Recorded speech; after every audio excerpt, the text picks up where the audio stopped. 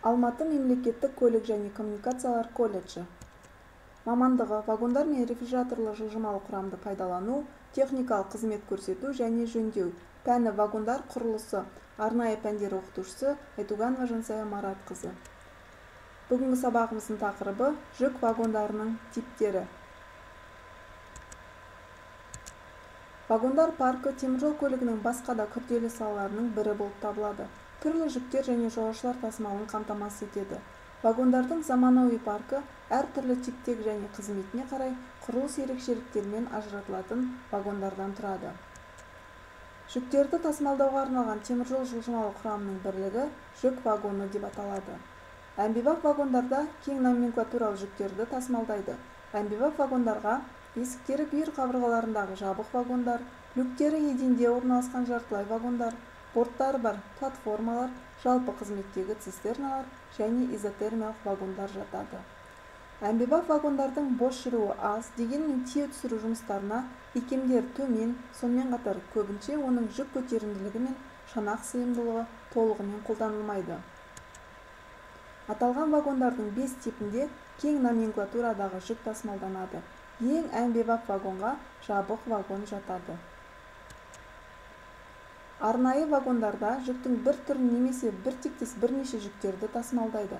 Арнайы вагондар бұл мал тасымалына арналған жабық вагондар, төбесі жылжымалы рулонымен болады тасымалына арналған вагон, шанағы бітеу жартылай вагондар, автомобильдер, контейнерлер, орамдалған орман ағаштарын тасымалдайтын платформа, сүт, спирт, газ және химиялық өнеркәсіптік өнімдерін тасымалдауға арналған цистерна, тірі балық тасымалына арналған вагондар, цемент тасымалдағыштар және ерекше тасымалдауды талап ететін жүктерді тасымалдайтын вагондар. Өнеркәсіптік көлік вагондары жүктері өздігінен түсірілетін вагондар, самосвалдар, тау рудасы, өнеркәсібі мен көмір мекемелерінде, сонымен бірге басқа да өнеркәсіптік мекемелерде пайдаланатын жүк вагондары. Келесі суретте мұнай өнімдерін тасымалдауға арналған цистерна және сұйытылған газ тасымалына арналған цистерна көрсетілген. Қызметі мен типіне қарамастан барлық вагондардың 4 негізгі элементі бар. Жүріс бөліктері, соққылы тарту құралдары, үшінші бөлігі тежегіш жабдығы және шанақ пен рама бөліктерінен тұрады. Вагонның жүріс бөліктеріне арбашаларды жатқызамыз. Жүріс бөліктері вагон қозғалысын рельстік жолмен бағыттайды және вагонның бір қалыпты жүрісі мен қозғалыс қауіпсіздігін қамтамасыз етеді. Соққылы тарту құралдары вагондардың өзара және локомотивпен тіркелуіне, олардың бір-бірінен белгілі қашықтықты ұстауға, сонымен қатар локомотивтен вагонға тарту күшін беруге және тіркелу немесе қозғалыс режимін өзгерткенде пайда болатын соққыларды жұмсартуға қызмет жасайды.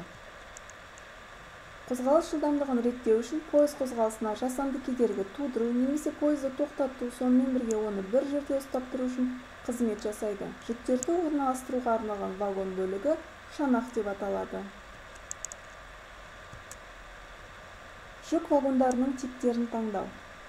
Жүк вагондарының типтері мен параметрін дұрыс таңдау үлкен маңызға ие, өйткені ірі материалдық бағалықтарды рационалды шығындау, теміржол көлігіндегі еңбек өнімділігі осыған байланысты. Вагон типтерін таңдауда ерекше маңызды факторға жүк айналымының көлемі мен құрамы жатады. Ол өнеркәсіптік және ауыл шаруашылық өндіріс сипатына негіздейді. Жүк айналымының құрылымына қарай вагон типін таңдау кезіндегі негізгі шарттың бірі жүктің сақталуын қамтамасыз ету. Сондықтан астықтан жасалған жүктер тоқыма, табақ, қағаз, полиграфиялық өнеркәсіптегі бұйымдар, жабық вагондарда, ал тез бұзылатын жүктер изотермиялық вагондарда тасымалданады. Вагон типін таңдауда тие түсіру жұмыстарын комплексті механикаландыру және автоматтандыру қамтамасыз ететін шарттарды сақтауға ерекше назар аудару керек. Қазіргі шарттар үшін еңбек өнімділігін көтеру қажет. Ауыр физикалық жұмысты жою керек. Қолданылатын механизмдердің вагондарға зияны болмауы қажет. Вагондардың типін таңдауда ең маңызды факторларға жүк айналымының көлемі мен құрамы жатады. Көптеген жүктерді басқа типті вагондарға қарағанда жартылай вагондарда тасымалдаған үнемдірек. Сондықтан еліміздің 50%-дан жоғары жүк айналымы осы вагондарға келеді.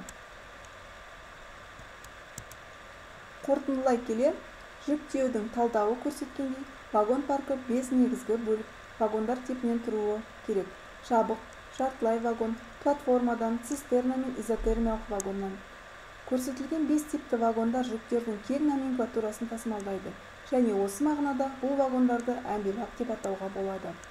Ең әмбебап вагонға жабық вагондар жатады.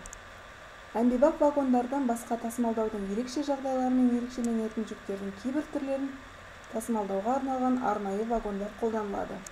Яғни олар цемент, қышқылдар, сүт, газ, тірі балық және ауыр үлкен жүктер тағы басқа. Бұл жүктерді әмбебап вагондарда тасымалдау мүмкін емес немесе тиімсіз. Сондықтан паркте транспортерлар, цемент тасымалдағыштар, мал, тірі балық пен минералды тыңайтқыштар тасымалдауға арналған вагондар мен басқа да арнайы вагондар бар. Бақылау сұрақтары. Бірінші сұрақ: теміржолда вагондардың қызметі қандай? Вагон дегеніміз не? Үшінші сұрақ: вагон қандай элементтерден тұрады? Келесі сұрақ: жүк вагондар паркі қандай вагондардан тұрады? Және ең әмбебап жүк вагонын атаңыз.